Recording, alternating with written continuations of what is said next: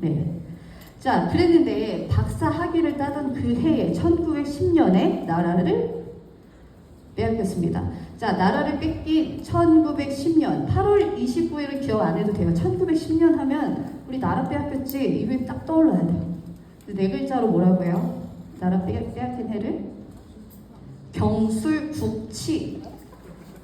경술련에 국가의 치욕이 있었다. 경술국치 또는 고등학교 때 뭐라고 해요? 한일 합방, 한일 병합, 한일 합병 이거 다 통용하는 말입니다. 경술국치, 나라를 빼앗겼습니다.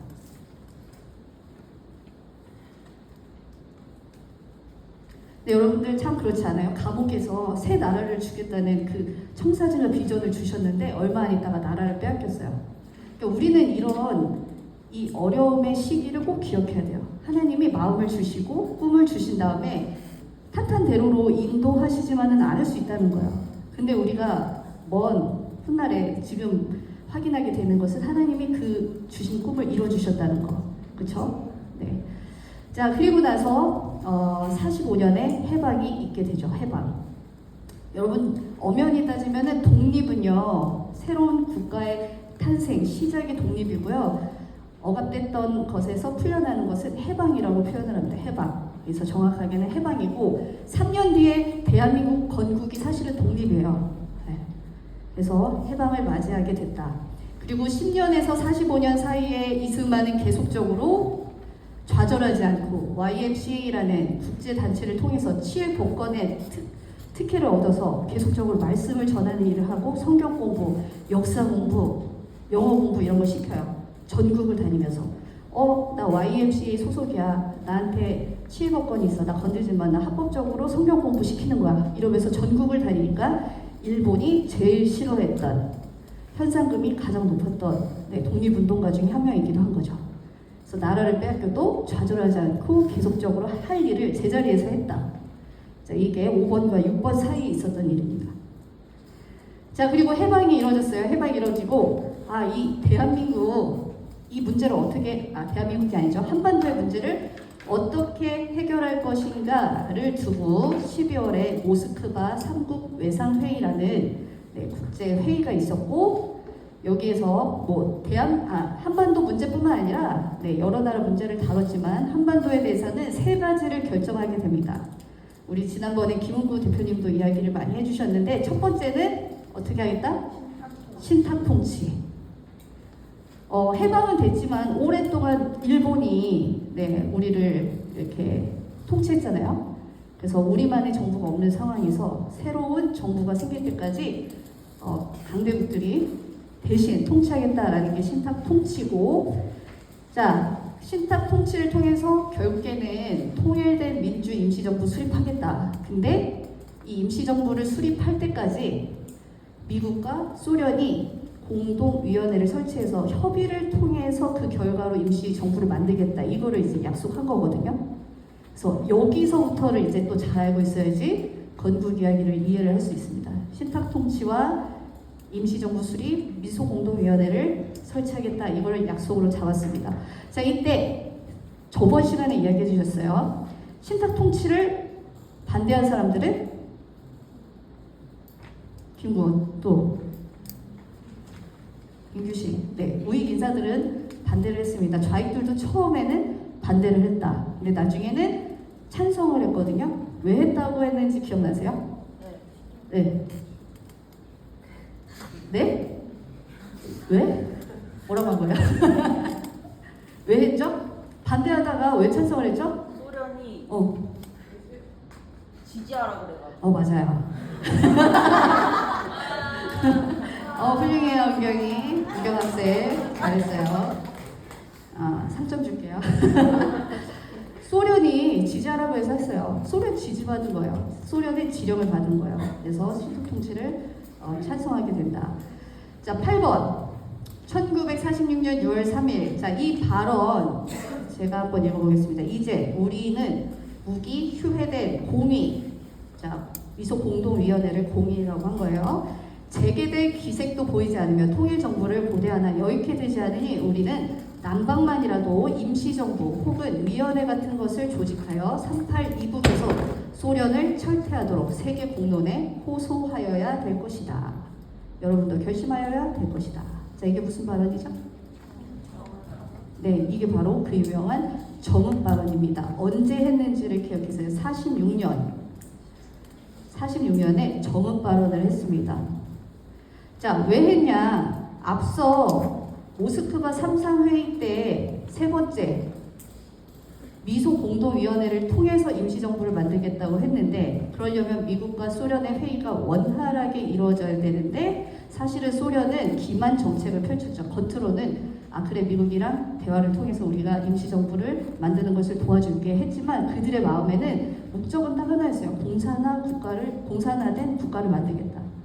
겉으로 회의하는 척했지만 이미 목적이 정해져 있었기 때문에 아무리 회의를 해도 제자리 걸음이야. 왜냐하면 회의라는 거는 타협을 해야 되고 어느 정도 물러서야 되고 적정한 협상점이 있어야 되는데 이미 정하고 가는 거야. 그러니까 당연히 회의가 잘 안 되겠죠.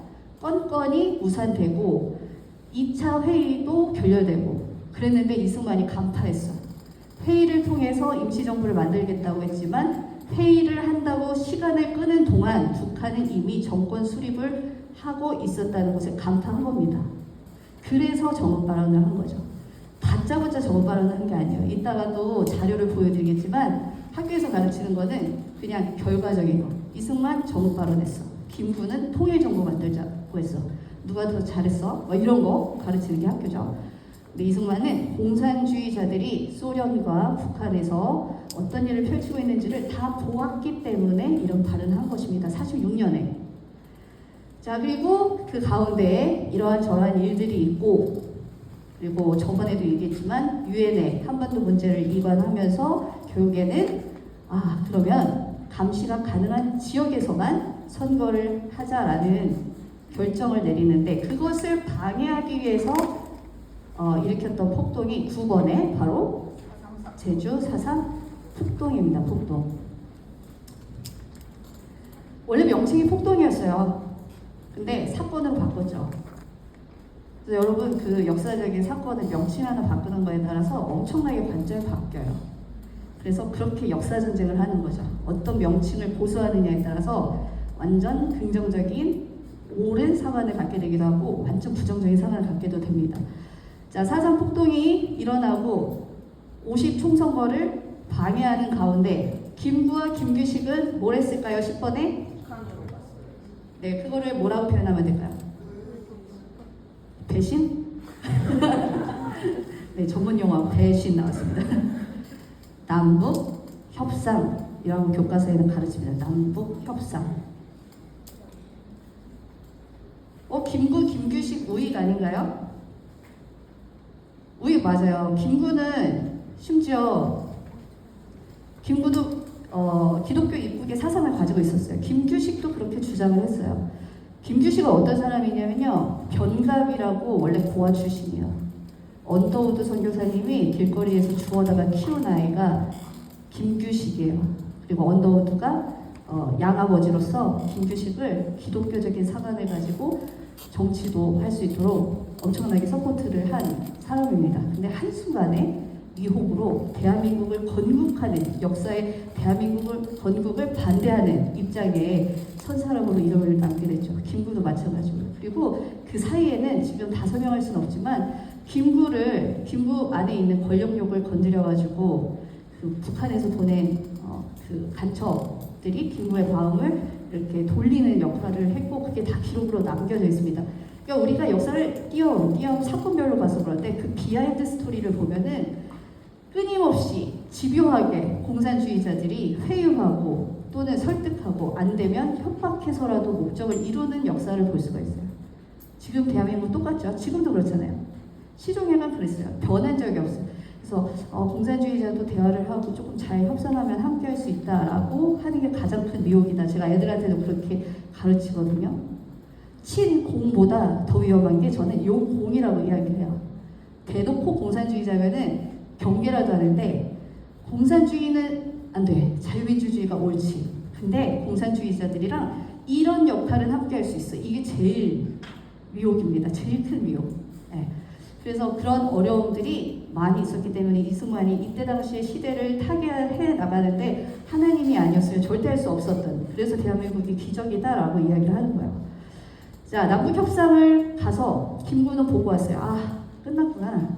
북한은 토지 개혁도 했고 임시 정부도 다 세웠고 심지어 군사도 저렇게 탄탄한데 이거는 뭐 협상을 할 건덕지도 없고 만약에 쳐들어오면은 우리는 끝이구나 라는 걸 다 알고 있었습니다. 그래서 우리는 김구에 대해서 제대로 알아야 되고 김구를 국부로 추앙하는 사람들에 대해서 근거를 가지고 대응을 할 수 있어야 돼요. 그 김구는 너무 많이 과잉 포장된 인물 중에 하나죠. 자, 11번에 1948년 5월 10일 뭘 했습니까? 자, 명칭을 정확하게 알아야 되겠죠. 뭐라고 하냐면 5.10 총선거. 네, 5.10 총선거. 그러면 질문해 볼게요. 5.10 총선거가 뭐예요? 어떻게 정의할 수 있어요? 네. 긴장하지 말고 말해봐. 대통령을 뽑은, 최초로 투표를 통해서 대통령을 뽑은 또 다른 분. 5.10 총선거가 왜 의미가 있고 우리가 왜 기억해야 합니까?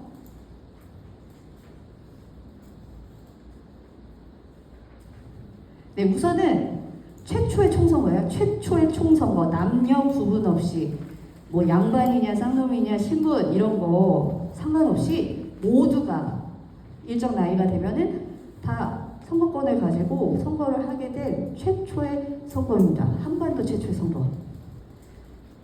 그래서 지난 몇 주 전에 우리 학교 기말고사 봤는데 그 자유 총선거에 대해서 옳은 것은 해가지고 그 중에 보기에 정답이 이거였어요.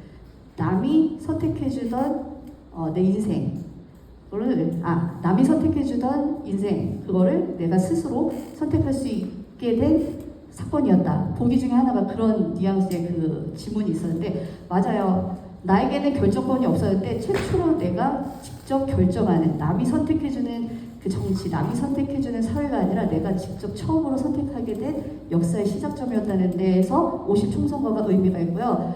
다른 나라들은 남자가 먼저 참정권을 얻고 여자가 어느 때까지 수십 년의 투쟁과 시위와 이런 게 있었는데 우리는 단번에, 네, 단번에 예수님이 죄를 사신 것처럼 단번에 자격을 얻는 그런 역사가 5.10 총선거입니다. 꼭 기억하셔야 돼요. 5.10 총선거 48년 5월 10일 여러분들의 타임라인의 순서대로 결국에는 사사폭동이라는 반대와 반란이 있었지만 5.10 총선거는 성공적으로 끝났다. 투표율을 보면요 95% 이상이 투표를 했어요. 여러분들이 선거를 반대했다는 게 그냥 하지 맙시다 시위하는 정도가 아니에요. 후보로 나가면 그 후보네 집에 가서 집을 털고 그 다음에 그 선거를 준비하는 오늘날로 치면 동사무소 같은 데를 다 털고 뒤집어 엎고 그런 식의 위협과 어려움이 있었음에도 불구하고 투표 못하게 하려고 사람들 데리고 딴 데로 가고 막 이런 그런 치사한 짓도 다 하면서 방해를 했는데도 불구하고 95% 이상이 선거에 참여했다. 이 의미를 아셔야 됩니다. 그만큼 국민들이 이 선거의 의미를 알고 있었고 열망을 가지고 있었다.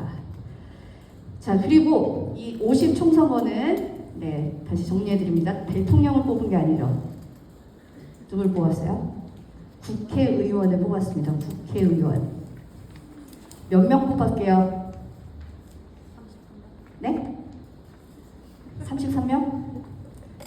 네, 198명 뽑았습니다.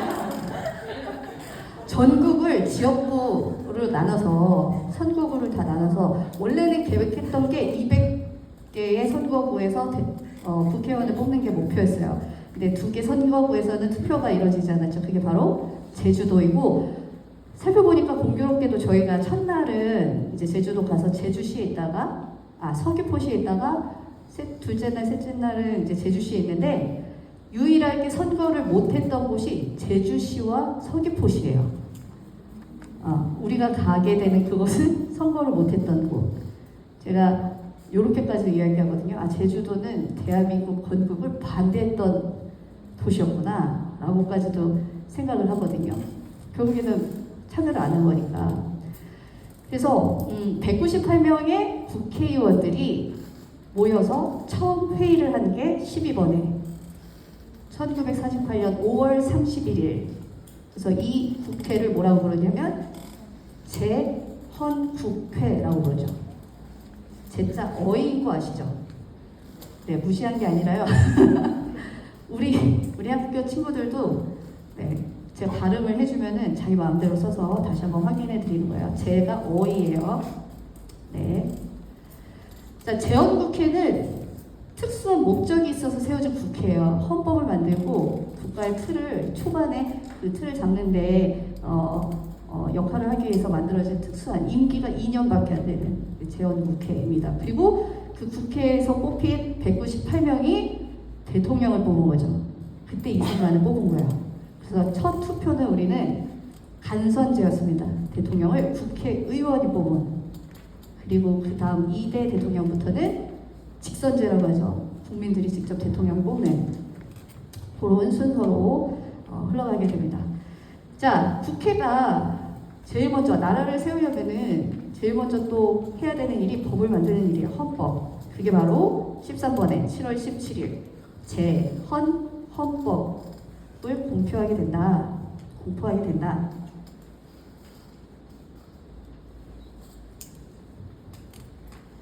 그래서 선생님이 된다. 그래서 제가 저 어렸을 때는 제헌절이 쉬는 날이었어요. 지금은 안 쉬잖아요. 공휴일이 아닌데 헌법을 만든 날 우리 기억해야 됩니다. 7월 17일 그리고 8월 15일에 대한민국을 건국하게 됩니다. 그래서 45년 해방 8월 15일은 그러니까 45년 8월 15일은 해방 일제로부터 자유를 얻은 48년 8월 15일은 건국 또는 독립이라고 합니다. 새로운 정체성의 나라를 완벽하게 세운. 그래서 48년 8월 15일 대한민국 건국 그 날을 기억하시기 바랍니다. 생각보다 건국일이 언제야? 라고 하면 모르는 사람이 대부분이에요. 우리는 알아요. 그죠? 네, 8월 15일. 그 다음에 15번에 1948년 10월 19일에는 무슨 사건이 있었냐면 혹시 이거 쓴 분 계세요? 네, 15번에 조금 어려웠을 거예요. 이걸 기억하기 좀 어려워요. 여순 반란 사건이 이때 일어나요. 여순 반란. 근데 여러분 이 여순 반란 사건은 뭐랑 연계해서 봐야 돼요? 4.3 폭동이랑 관련해서 보셔야 됩니다. 48년 4월 3일에 시작된 4.3 폭동은 나중에 57년인가 마지막 한 사람이 잡힐 때까지 오랫동안 진행이 되거든요. 그 마지막 한 사람이 그 산에 숨어 있다가 나중에 잡혀요.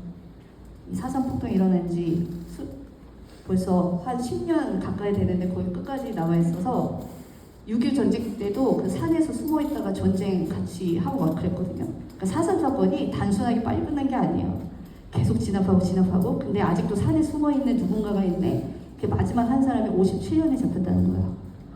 그러니까 이 진압을 해야 되니까 가장 가까운 여수에 14년대 이제 가서 진압하는 걸 도와라 이랬는데 어떻게 같은 민족을 우리가 총뿌리를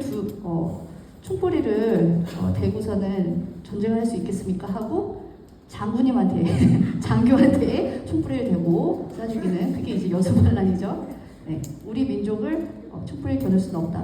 그러니 네가 죽어라 이랬던 게 여수반란. 쉽게 얘기하면 그 여수뿐만 아니라 순천까지 함께 반란으로 함께하게 돼서 여수 순천 반란이라고 이야기를 하는 거고 이때 문제점을 발견했어. 야 이게 진압하는 게 문제가 아니라 해결이 아니라 진압하려고 군인을 보내려고 했더니 군대가 시뻘겋네. 이렇게 이제 파악하게 된 겁니다. 그래서 이때 제정하게 되는 법이 국가보안법이에요. 12월에 국가보안법. 그러니까 여러분들이 나름 조금씩 알고 있던 퍼즐이 좀 이어지는 느낌이 있죠. 네. 자신 있게 친구들한테 알려줄 수 있겠어요? 네, 어린이 여러분 집에서 엄마한테 설명해 주세요. 그러면 내 것이 되어요. 네. 그래서 지금까지도 정부하는 사람들이 국가보안법 폐지를 그렇게 외치는 거죠. 이때 숙군이라고 해서 군대 내에 숨겨져 있는 빨갱이들을 다 잡아내는 역할을 합니다. 엄청나게 많은 군대 안에 빨갱이들을 잡았어요. 그래서 나라를 지킨 법이에요, 국가보안법은. 그리고 여성 반란 사건을 통해서 안 되겠다 해서 만든 게 국가보안법입니다. 자, 그래서 이러한 전초전이 있었기 때문에 50년 6월 25일 6.25 전쟁에서 우리가 살아남을 수 있었다라고 평가하는 거예요. 그래서 제주 4.3과 여순 반란을 6.25 전쟁 이전의 전초전으로 보는 겁니다. 이런 연계성이 있기 때문에. 그래서 6.25 전쟁 굉장히 쉽지 않았고 북한은 목적한 바가 있었어요. 2달 안에 끝낸다 전쟁. 그리고 박헌영이 약속을 했죠. 20만 지하당원들이 일어나서 같이 전쟁을 도울 거고 환영할 거다. 20만 어디 갔어? 간첩 잡는데 다 잡힌 거야. 국가보안법으로 인해서.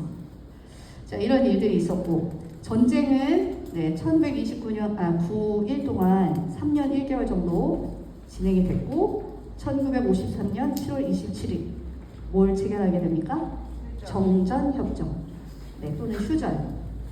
정전협정, 휴전 같은 말이죠. 그리고 현재까지. 그래서 우리 전쟁 끝났습니까? 안 끝났습니까? 안 끝났습니다. 우리가 전쟁을 끝내지 못하고 이렇게 안보의 위기 가운데 살게 된 원인 중에 하나는 중국입니다. 그렇죠? 우리가 북진 통일을 거의 다 할 수 있을 정도로 압록강 근처까지 유엔군과 역전을 했었습니다. 인천 상륙작전, 낙동강 방어선을 지키고 다부동 전투에서도 승리하고 낙동강 방어선을 잘 수비한 후에 인천 상륙작전이 또 성공을 해서 전세 역전을 해서 압록강까지 올라갔는데 누구의 개입으로? 중공군의, 중국 공산당군의 개입으로 그들의 인해 전술로 인해서 우리가 물러났어요. 요즘이랑 좀 비슷한 것 같다는 생각을 하게 돼요. 중국이 개입을 해요. 우리가 복음으로 북진 통일해야 되는데 중국이 개입하는 게 마치 6.25 전쟁 때랑 동일하다. 그때는 물리적으로 그렇게 개입을 했다면 지금은 사상적으로, 문화적으로 침투하는 위기 가운데 있는 게 동일하다. 그러니까 우리 전쟁이 끝난 적이 없다. 이거를 다시 한번 역사를 통해서 확인하게 되는 것 같아요. 그래서 여러분들 이 타임라인은 여러분들 머릿속에 잘 정리를 하고 이걸 알고 이제 제주 4.3에 대한 기념관의 내용들을 보면은 여러분들도 분별을 하실 수가 있을 거예요. 자, 여기까지 어렵지 않았죠? 네. 재밌었어요, 여러분들? 네. 선생님 말 무슨 말인지 알겠어요? 네, 100점. 자, 제주도 아울리치 제가 지난주에 여러분들보다 앞서서 2박 3일 다녀왔습니다. 리바이벌 코리아도 계속 가야 되고 세이브 코리아도 세이브 코리아 아니구나. 리바이벌 코리아로 인해서 굉장히 분주하고 원래는 5월달에 하은이랑 같이 가기로 했는데 이게 리바이벌 시작하면서 미뤄졌어요. 그래서 못 가겠다 이랬는데 꼭 갔다 와야 될 것 같아서 지난주에 이제 갑작스레 생각은 하고 있었지만 표 끊고 준비하는 건 갑작스레 해가지고 다녀왔습니다. 그래서 2박 3일 다니면서 여기 서울에서는 제가 운전하면서 다닐 때 유튜브도 듣고 뭔가 계속 들으면서 다니는데 그곳에 가서는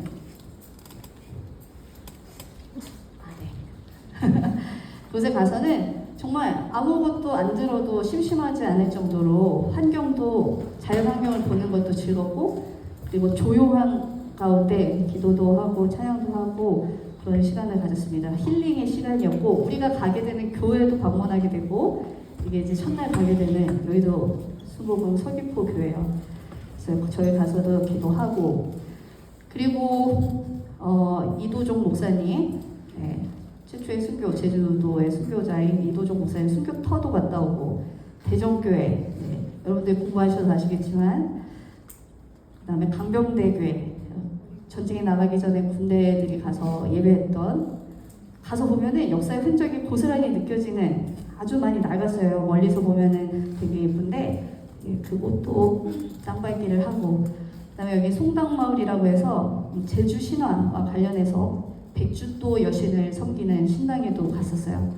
그래서 그 제사 지내는 곳까지 가려고 했는데 막아놨더라고요. 그리고 지금 그 장마가 시작돼서 비가 오는데 저기에 갔는데 저 혼자인 거예요. 귀신 나오는 줄 알았어요. 너무 주여 가겠사옵니다. 그래서 돌아섰어요. 너무 무서워가지고. 안내문이 있는데 되게 제사 지내는 법, 뭐 고기는 절대로 제사하면 안 된다, 뭐 이런 게 되게 자세하게 써 있고, 되게 음침한 곳에서 잠깐 머물렀다가 들어왔습니다. 제주도 아울리치를 우리가 갑니다. 왜 갑니까? 네, 복음 전하러 가죠. 우리 다른 이유가 없어요. 아울리치는 무조건 복음 전하러 가는데, 복음 전하는 것은 우리가 먼저 은혜를 입은 자로서, 구원받은 자로서 당연히 해야 되는 일임과 동시에 영적인, 사회적인 위기 가운데 있을 때는 더욱 힘써서 해야 되는 것이라고 합니다. 그런 이야기를 누가 했냐면 이승만 대통령이 했어요. 대한 사람의 새 물줄기는 예수교회라. 자, 이거는 이 신학 월보라는 기독 책자에 두 가지 편벽됨이라는 주제로 논설을 하나 쓰셨거든요. 거기에 나오는 문구예요. 대한 사람의 새 물줄기는 예수교회라. 두 가지 편벽됨은 이제 두 가지로 치우친 점, 뭐 한국교회가 두 가지에 뭐가 치우쳤다 하면서 이제 글을 쓴 것이 있는데, 거기에 보면은 글이 좀 긴데 제가 발췌를 좀 해왔습니다. 읽어볼게요. 사람이 가장 어려운 상황에 처했을 때가 바로 하나님의 감화를 받을 기회입니다.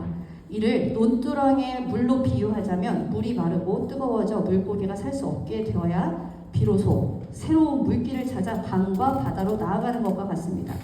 대한 사람들에게 있어 그 새로운 물줄기는 바로 예수 그리스도의 교회입니다. 이 복음의 영향력은 완고한 자를 부드럽게 하고 악한 자를 선하게 하며 어두운 곳을 밝히고 근심을 기쁨으로 바꾸는 것입니다. 결국 온 세상이 변화될 것이며 부패한 정치를 바로잡는 것도 이 복음의 힘으로 이루어져야 합니다. 지금 우리가 해야 할 일은 씨를 뿌리는 것입니다. 좋은 복음의 씨앗을 부지런히 사람들의 마음속에 심어야 할 때입니다. 너무 멋있는 전략이죠. 네. 조선도 지금의 대한민국처럼 위기의 때에 이렇게 글을 써서 특히 믿는 자들에게 이런 이야기들을 했습니다. 여기서 논에 물이 말라 고기가 살 수 없는 상태. 이 글에서는 사실 이제 조선을 이야기한 거였는데 오늘날의 우리 대한민국으로 또 비유를 할 수 있을 것 같아요. 그래서 고기가 살 수 없으니까 물이 필요하잖아요. 새 물줄기가 필요한데 그게 뭐다? 교회다. 그래서 우리가 그렇게 바라는 정치의 개선, 사회의 개선을 하려면 복음의 확산이 필요하다. 그래서 복음을 전해야 되고 영적, 사회적 위기 가운데는 복음 전하는 게 1순위다. 그 얘기를 하는 겁니다. 그렇다면 왜 제주도인가? 처음에는 저는 광주랑 비슷하게 생각했어요. 그냥 아픔이 있는 곳, 치유와 회복이 필요한 곳, 여기를 어떻게 다시 역사적으로 역전을 시키고 이 어두워진, 가려진 미혹을 어떻게 걷어낼 수 있는 것인가, 그거를 좀 전략을 짜기 위해서 제주도를 가는가? 처음엔 그렇게 생각했어요. 그리고 그런 이유도 있습니다. 근데 한 2달 동안 준비하고 기도하고 생각할 때 제가 목사님께도 계속 이야기한 게 제주도 아울리치는 대한민국 아울리치입니다라고 이야기를 많이 했어요. 목사님이랑 같이 그런 나눔을 했어요. 그러니까 제주도는 그냥 제주도라서 가는 게 아니라 제주도는 대한민국을 변화시키는 시작점이 된다는 거예요. 복음 북진의 출발점. 우리 이제 북진 통일해야 되잖아요. 예전에는 실패했지만 이제 북진 통일을 할 건데, 그렇게 봤을 때 통일한국의 시작점이 제주도이기 때문에 우리를 제주도로 보내시는구나. 그래서 이런 그림이 아니라 이런 그림이구나, 이런 그림.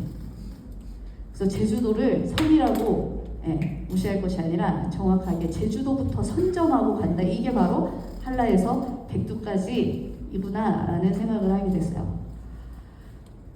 제주도에 가서 많은 것들을 볼 시간이 막 여유 있진 않았어요. 제가 막 밥을 여유 있게 먹지도 않고 엄청 다녔는데도 볼 것이 많고 다닐 곳이 많더라고요. 그래서 우리가 가서 주어진 한정된 시간 안에 진짜 꼭 필요한 곳에서, 꼭 예배가 필요한 곳에서 그런 돌파를 경험했으면 좋겠고, 그 중에 제가 또 가서 많은 시간을, 짧은 시간 중에서도 그나마 많은 시간을 보낸 곳이 여기였거든요.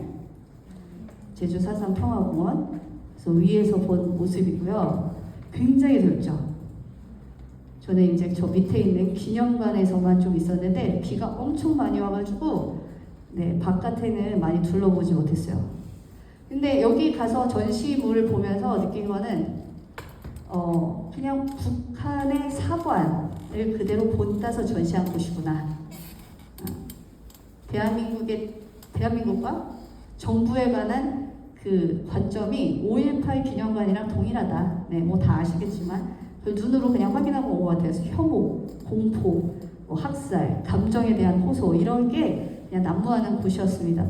동상들을 봐도 알아요. 가면 이런 동상 있어요.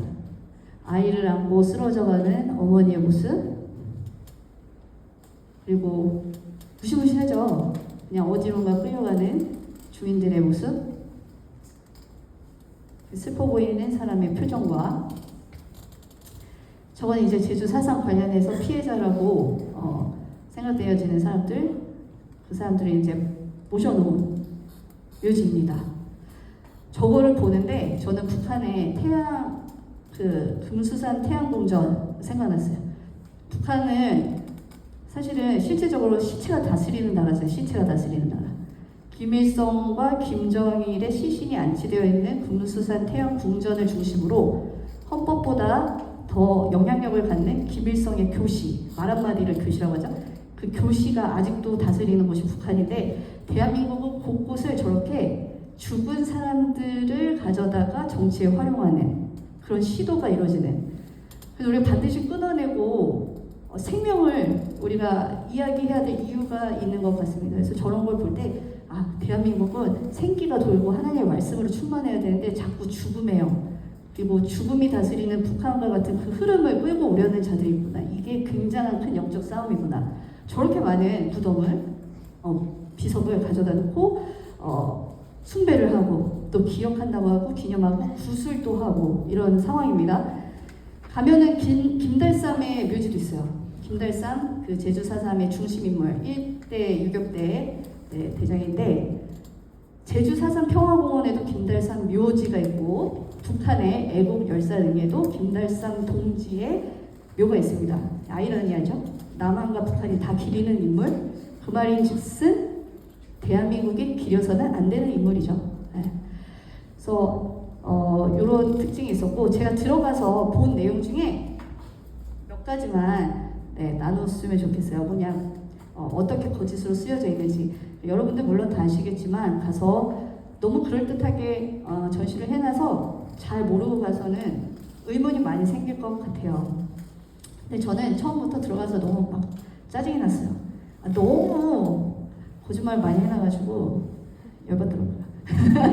입구가 동굴로 되어 있어요. 제가 입구 사진 찍었는데 이렇게 모르고 준비를 못했는데, 동굴로 들어가서 역사의 동굴 속으로 뭐 이런 식으로 써놨습니다. 그래서 한참을 어두컴컴한 곳으로 가면은 그 귀신의 집 들어가는 것까지 전시를 해놨어요. 자, 지금부터는 제가 거기에 전시물들을 찍어온 내용입니다. 자, 자주 독립국가를 꿈꾸다. 지금 제주 4.3에 대한 안내를 하고 있는 겁니다.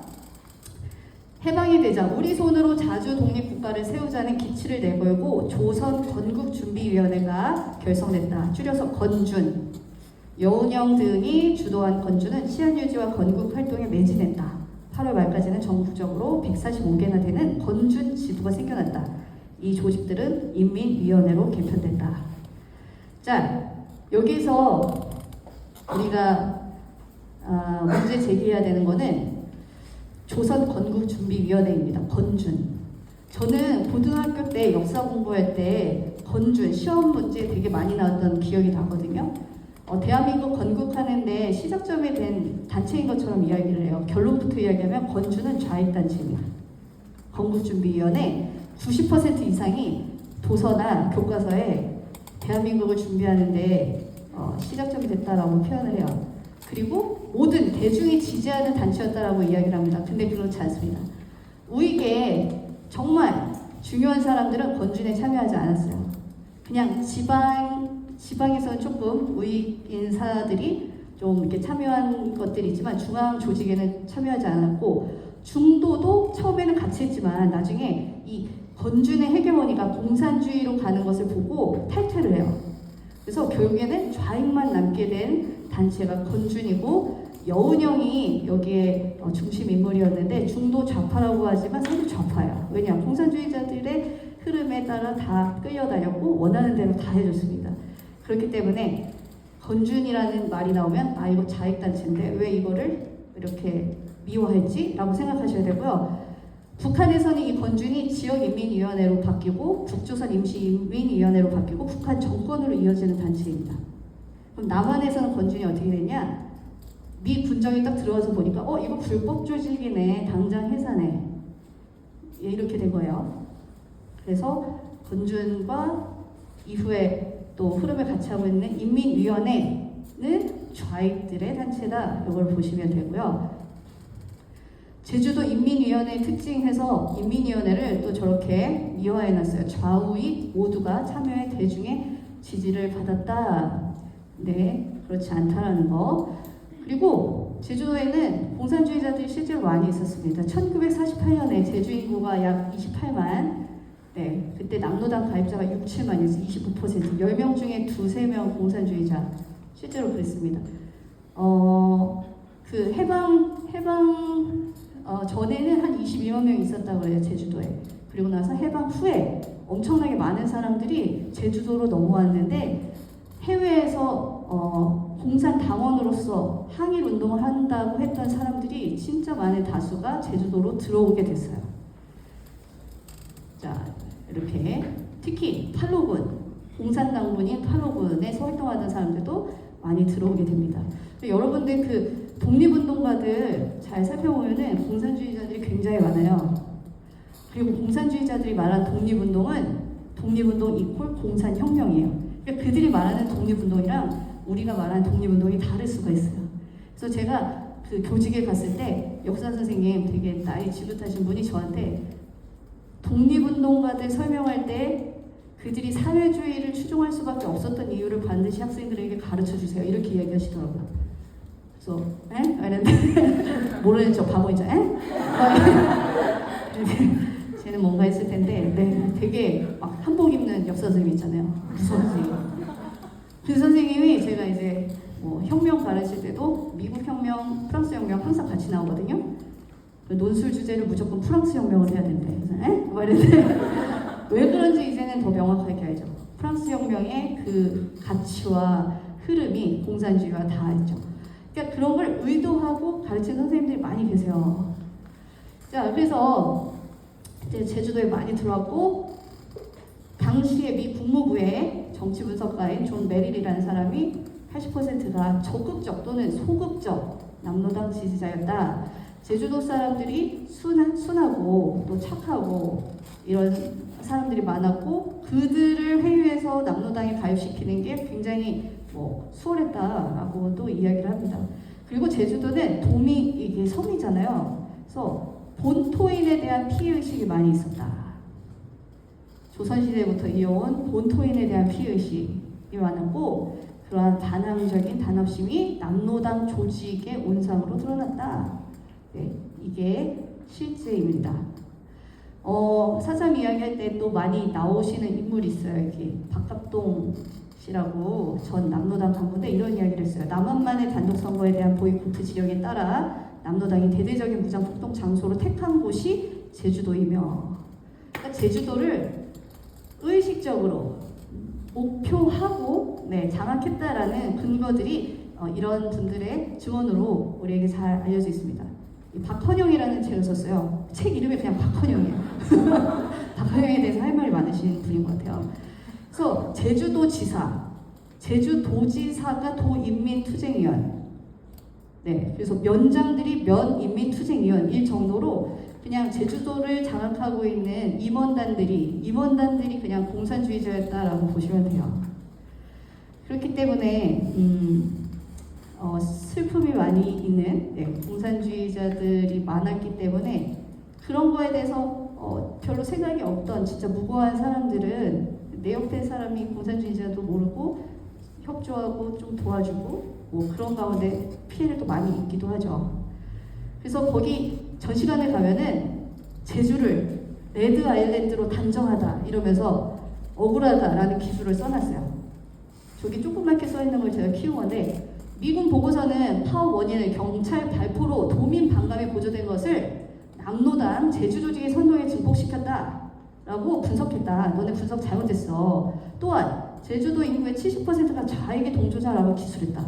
한술 더 떠. 지금 감정이 들어가 있죠. 한술 더 떠. 경무부 최경진 차장은 기자들에게 제주도 주민 90%가 좌익 색채라는 발언까지 했다. 이 말은 사실 그냥 하나만 하는 소리예요. 사실 뭐 예를 들어서 우리가 이재명은 공산주의자, 이재명은 조폭이었어. 그러면 이거를 듣고 신문에서 그안의 진리교회 청년들은 이재명을 조폭이라고 했다라고 한 수준의 그냥 내용이라고 보시면 돼요. 하나만 하는 소리.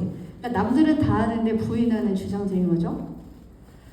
자, 또 다른 전시에 보면은 신탁 통치 찬반 시위에 대한 설명을 저렇게 해놨거든요. 해방 정국은 신탁 통치를 둘러싼 반대와 찬성 논쟁을 뜨거웠다. 김구가 반탁 운동을 주도했고 이승만은 이를 따라가는 형국이었다. 여기에서는 어떤 느낌이 들어요? 저는 이승만이 그냥 이렇게 주대없이 쫄쫄 따라다니는 것 같은 뉘앙스로 느꼈거든요. 네, 좀 과민한 걸 수도 있지만. 그 다음에 밑에 좌익은 연합국의 모스크바 3상 회의 결정의 핵심은 임시정부 수립에 있다고 파악하고 그 결정과 함께 신탁 통치 조항도 지지했다. 뭐 이렇게 줄줄이 많이 써놨는데 그냥 깔끔하게 좌익들은 소련이 시켜서 찬성했다. 이렇게 바꿔야 되는 거예요. 네, 우리는 이제 이런 걸 볼 수가 있겠죠. 소련의 공작을 설명하지 않습니다. 전시관을 보시면 아시겠지만 뒤에서 소련의 그 지령 하에 있었던 사실들이 숨겨져 있기 때문에 그럴듯한 내용들의 저번에 말씀하신 대로 내러티브가 완성이 된 전시관입니다. 이승만과 김구 대립 해가지고 저런 전시 글도 있습니다. 이승만은 남한만의 단독정부 수립을 주장했다. 뭐 이거는 가만히 있다가 공산국가가 될 거라서 이야기한 거죠. 뒤에서 좀 더 설명하겠습니다. 그 다음에 저런 이제 돌 장승 같은 거에다 뭐 이렇게 설명 써놓은 전시관이 있는데 여기에 친일파 등용해서 미군정은 일제 관리와 경찰을 그대로 등용했다. 식민지 통치기구도 대부분 존속시켰다. 이 때문에 친일파들이 오히려 큰 소리치는 세상이 됐다. 여러분 저번에 발표할 때에도 이야기했지만 네, 친일파를 일부 친일파를 정의하는 것도 굉장히 어려운 이야기고요. 되게 많은 설명이 필요하지만 뭐 그냥 일본과 함께 일했다라는 사람들을 이제 친일파로 규정한다 치면은 실제로 관리들이나 경찰들이 그런 친일 정권에 있었을 때 일했던 사람들 그대로 미군정 때도 사용한 경우가 많아요. 그건 사실이에요. 왜 그랬을까요? 인재가 없어서. 정답이에요. 여러분들 우리 그 이승만 대통령이 교육혁명했거든요. 초등학생까지는 의무교육해야 된다라고 했던 게 이승만이에요. 왜냐? 국민들을 나라를 세우고 보니까 90%가 문맹이에요. 문맹. 여자들 이름도 없었어요. 김학이, 최학이 막 이랬죠. 다 언년이 막 이런 애들이었죠. 이름도 없었던, 이름 쓸 줄도 몰랐던. 근데 일본에서 해방이 됐는데 나라를 새로 세워야 되는데 미군정을 이제 운영해서 우선은 나라가 돌아가게 해야 되는데 글을 모르는데 행정을 할 수 있겠습니까? 그러니까 이거는 공산주의라는 더 큰 적을 앞에 둔 현실적인 실용적인 선택일 수밖에 없었다라는 것을 시대적으로 이해해야지. 친일파를 등용한, 그래서 친일파가 결국엔 나라까지 세운 대한민국 뭐 이렇게 되면 절대로 안 됩니다. 그렇다고 전혀 아무 주대 없이 누구나 수용해서 관리직을 주고 한 건 아닙니다. 가장 중요한 피선거권을 박탈했어요. 후보에 나갈 수 없게 했어요. 친일 행정에 있는 사람들은. 그래서 그런 부분에서는 엄격했다. 하지만 행정을 하기 위해서 이런 부분이 수용된 것이 있다. 그것을 말꼬리 잡아서 공격하는 거에 대해서 우리가 분별을 해야 된다. 네. 그리고 이제 이런 것도 제주도는 별 문제가 없었어. 별 소요도 없었는데 탄압에 의해서 우리가 항쟁을 한 거야 라는 밑밥을 까는 거죠. 저 뒤에는 통일, 독립, 전취하자 이런 내용인데 통일이라는 말이 제일 위험한 말 중에 하나입니다. 어떤 통일인가가 중요한 거죠. 그래서 저런 것들을 중간중간에 보면은 여러분들이 캐치하실 수 있어요. 저런 전시들이 있어요. 제주 50선거를 거부하다. 단정을 반대했다. 여러분, 단선이 뭐예요? 듣긴 했는데 정확하게 모르죠. 네, 그래서 한번 짚고 넘어갈게요. 단선은 단독 선거입니다. 단정은 단독 정부예요. 즉, 이승만이 남한만이라도 정부를 세우겠다 말한 게 단정이에요. 지금 전시관에서는 단정이 되게 정의롭고 옳은 것인 것처럼 잘한 것처럼 이야기를 하고 있어요. 근데 아니에요. 이런 공식을 머릿속에 넣으세요. 단정 반대는 대한민국 반대. 그러면 쉽습니다. 네.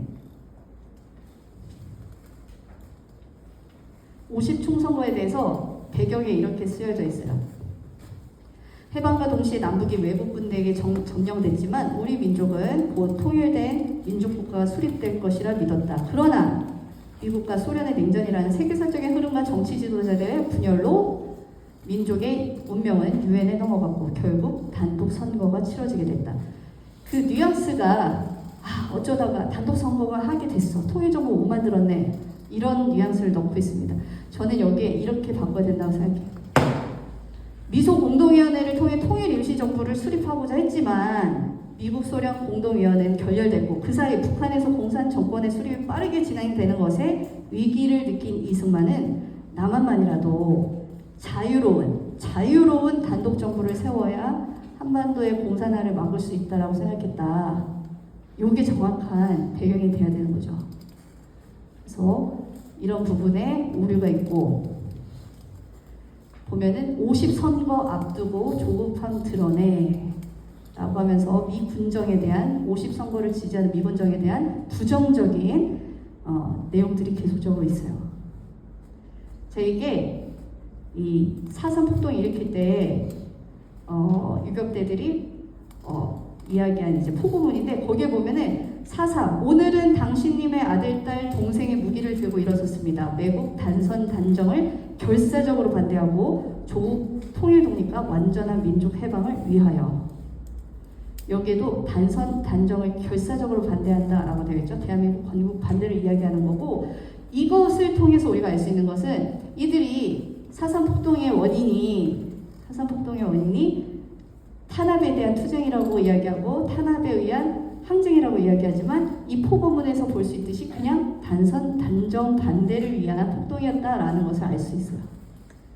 그래서 이런 글들을 보고 여러분들이 이들의 사관, 이들의 의도를 파악하실 수 있을 겁니다. 무장대 실체해가지고 야 우리는 폭동을 일으키긴 했지만 그냥 선거 반대한 거야. 봐봐 무기도 조약하잖아. 이것도 엄청난 큰 속임이 있어요.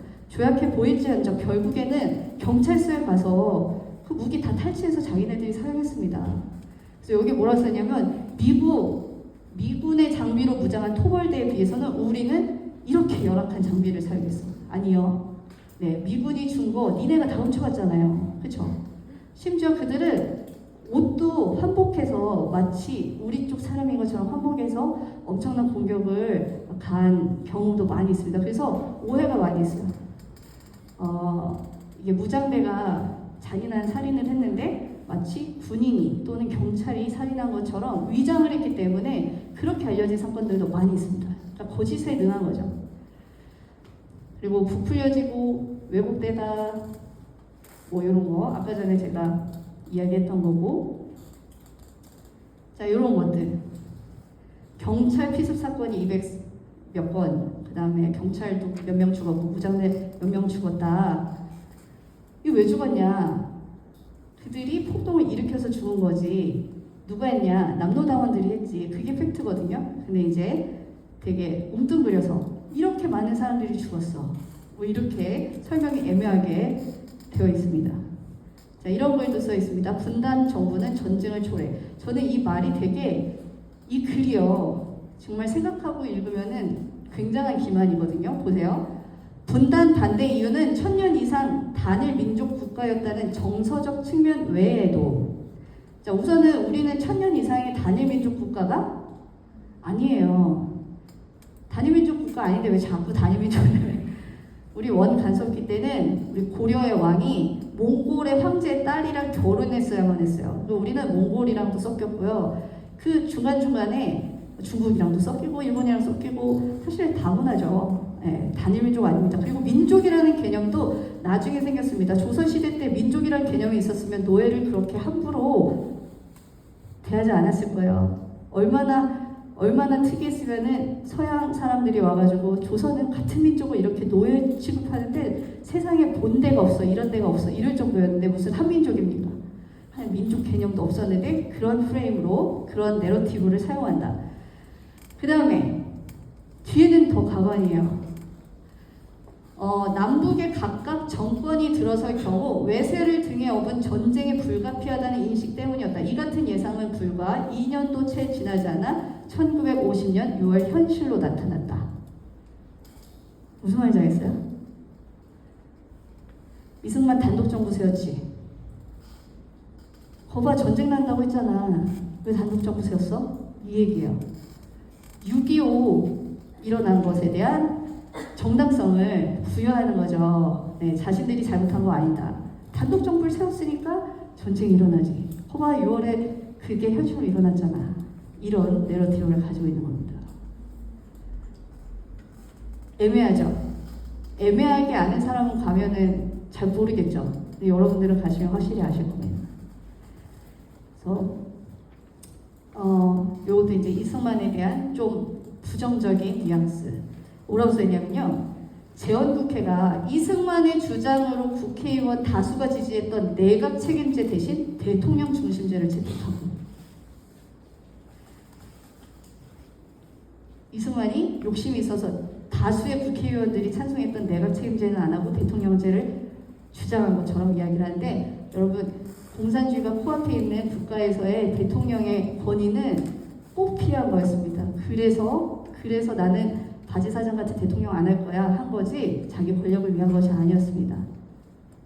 자, 여기도 이제 대한민국이 단독 정부 수립을 했기 때문에 우리도 단독 정부를 세웠다라고 하지만 사실은 아까 얘기한 대로 46년에 이미 북한은 정권도 세웠고 토지개혁도 했고 인민위원회 다 세웠습니다. 단지 선포만 안 했을 뿐입니다. 왜?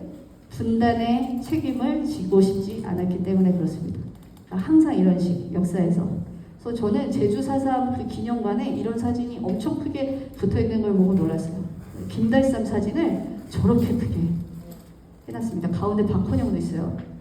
북한을 방문한 김달삼. 그래서 그리고 제주도에서 4.3을 진압하는 과정에 초토화 작전 같은 것들도 진행을 했거든요.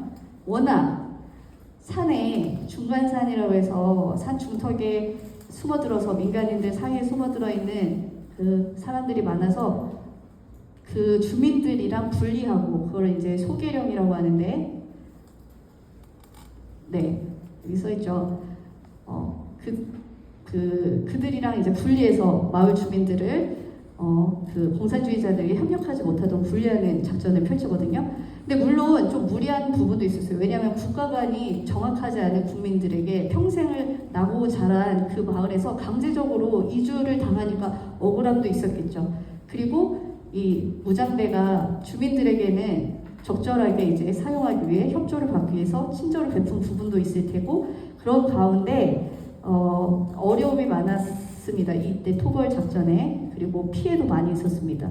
그래서 이거는 그때 당시에 상황상 어쩔 수 없는 그런 방법이었다라는 것도 우리가 알고 있을 필요가 있습니다. 자, 뒤로 가면은 이승만 대통령 지시. 자, 이렇게 보면요. 이승만이 가혹하게 탄압하라고 명령했다라고 되어 있어요. 그래서 제가 자료를 다 찾아봤어요. 네. 국방보고서, 경찰보고서, 미군정 보고서 등 이승만의 가혹 지시가 발견될 바가 없을 뿐만 아니라 명령 문구도 확인되지 않았다. 자, 저거는 네, 그들의 주장일 뿐이에요. 마치 5.18에서도 전두환 대통령이 헬기 사격 발표했다. 그들이 주장한 걸 그냥 기념관에 다 써놨죠. 주장일 뿐인데도 확인되지 않아도 써놓은 것처럼 저런 것을 통해서 제주 4.3 평화기념공원과 5.18 기념관에 갔다 오면은 대한민국을 시할 수밖에 없도록 만들어 놓은 것입니다. 그러니까 거짓이 판치는 곳인 거죠. 그래서 이 기념관을 통해서 저는 그냥 우리 거짓이랑 싸우러 가는 거구나 라고 이제 결론이 났습니다. 그리고 자극적이고 감성적인 표현. 제주도는 거대한 감옥이자 학살터였다. 자, 저런 표현을 하고 있고, 들어가면은 이런 거. 5.18 때랑 좀 비슷하죠? 저게 뭐예요? 저거 왜 그럴까요? 그들의 영령을 기리는 그런 의미인지는 모르겠지만, 저런 조금 사람들에게 충격을 줄 수 있는 조각상들이 있습니다. 팔다리를 잘라놓는다던가, 네, 앞뒤로 묶여있는 사람들, 네, 이렇게 전시관이 이렇게 마무리가 됩니다. 네, 그래서 간단하게 기념관에 대한 설명도 드렸습니다. 그러면 이제 결론을 내릴게요. 그래서 결론은 우리가 이 역사적인 잘못된 것을 바로잡으러 가는가, 아닙니다. 앞서 말한 대로 우리 그냥 복음을 전하러 가는 거야.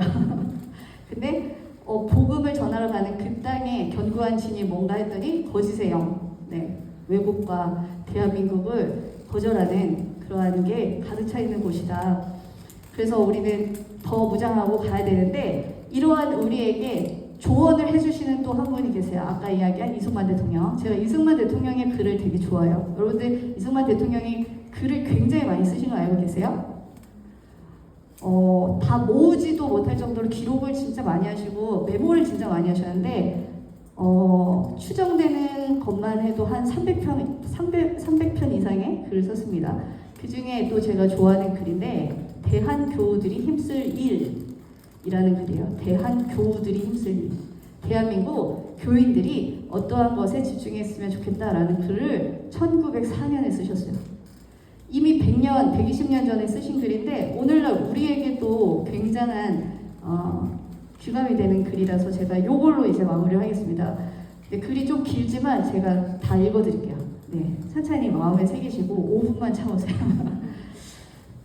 대한의 예수교인 여러분께 감히 한 말씀 드리고자 합니다. 지금 우리 대한민국은 어떠한 상황에 처해 있습니까? 전쟁의 한복판에 놓여 있는 것 아닙니까? 한편으로는 회의를 열고 대한의 땅을 마음대로 사고 팔며 자유롭게 들어와 우리와 섞여 살고 농사법을 주장하고 장사권을 확장하며 철도와 광산을 개척하고 고기잡이와 벌목의 이익까지 챙깁니다. 심지어 정부와 백성까지 간섭하고 변화시키려 합니다. 제가 이걸 밑줄 왜 걷냐면 마치 중국이 우리한테 지금 침해하고 있는 내용 같아요. 회를 열고 간섭하는 거죠. 땅도 사고 자기네 것들을 주장하고 장사권, 경제권 이야기하고 철도와 강산, 핵심 경제 이익 이런 것들을 다 가져가고 우리의 문화를 침탈하는 그런 가운데 있습니다. 이처럼 착취와 준비가 동시에 벌어지고 있는데 대한 사람들은 모르고 있을지라도 우리 예수교인들만큼은 모를 수 없고 또 모른 척해서도 안 됩니다. 그런데도 우리가 마치 평화로운 시절인 듯 무관심하게 지낸다면 이는 국민으로서의 도리가 아닙니다. 또한 하나님께서 주신 재산과 권리를 지키는 자세도 아닐 뿐더러 우리의 나라를 천국처럼 만들어 후에 평화와 안락을 누릴 가능성도 없을 것입니다. 외국이 와서 우리를 보호해줄 것이다 라고 믿고 안심하시겠습니까? 이는 결국 남의 종살이를 스스로 선택하는 것입니다. 남이 우리를 보호해준 후에 과연 우리를 동등하게 대우하겠습니까? 하나님께서 외국 사람에게는 모든 권리를 주시고 우리에게는 사지백체와 오간을 주지 않으셨습니까? 미국이 독립할 수 있었던 이유도 하나님께서 모든 사람을 평등하게 창조하셨다는 진리를 깨달았기 때문입니다. 그래서 지금껏 그들이 독립선언서를 암송하며 감격하는 것입니다.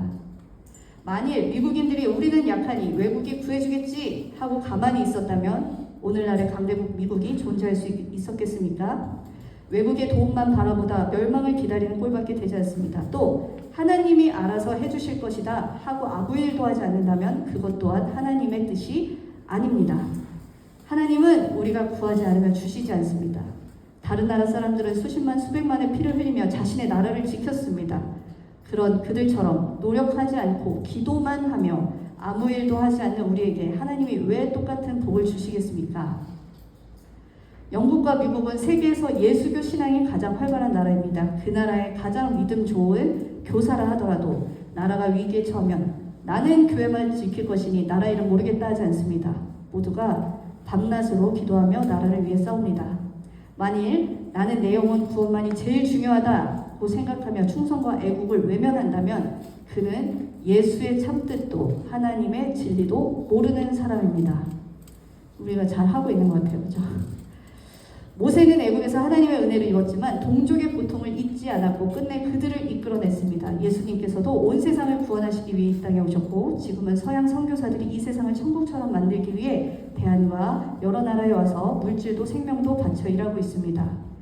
예수교의 핵심은 나 하나가 아니라 이웃과 동포 세상을 구원하자는 데 있습니다. 이것을 모른 채 오직 자신만을 위한다면 교리의 본뜻을 모르는 것입니다.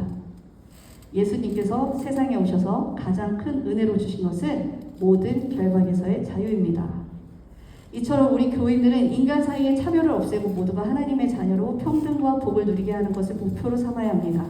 모든 나라에 억압받는 자들을 구제해야 하며 하물며 우리 종국의 백성들이 외세의 종이 되어가는 것을 뻔히 보면서도 가만히 있다면 어찌 빛을 받은 자라할 수 있겠습니까?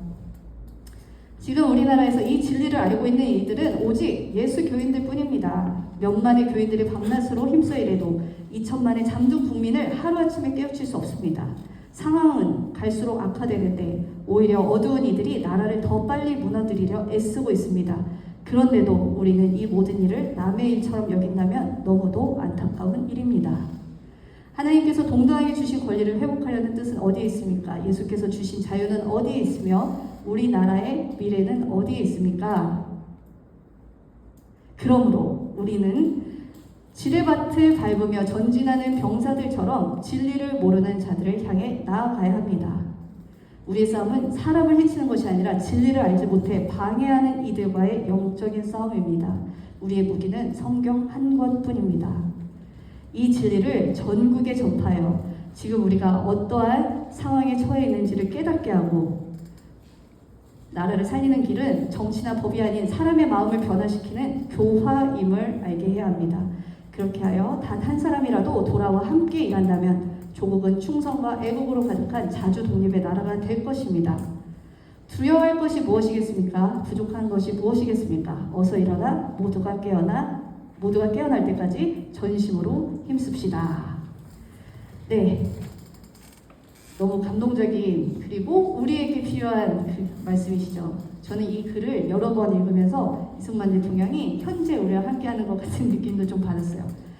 제주도로서가 아니라 대한민국을 위한 아울리치라고 다시 한번 선포를 합니다. 그래서 그 시작을 이제 하는 거고 그 말인즉슨 이제 시작했으니까 끝날 때까지 여러분들이 같이 해야 된다. 네, 언제 끝날지 모른다. 네. 그리고 이 글을 보니까 100년 전에도 이런 고민을 하고 이렇게 깨우치셨구나. 동일한 문제가 있었구나. 그러니까 지금 왜 이래요? 이렇게 우리가 한탄할 게 아니라 그랬음에도 불구하고 100여 년 이상을 또 하나님께서 지키신 나라거든요. 여러분들이 소망을 가지고 북진 복음통일의 시작을 함께 했으면 좋겠고 그것을 위해 기도하고 말씀 보는 것뿐만 아니라 열심히 역사 공부하는 우리 청년들이 됐으면 좋겠습니다. 네, 이걸로 마무리하겠습니다.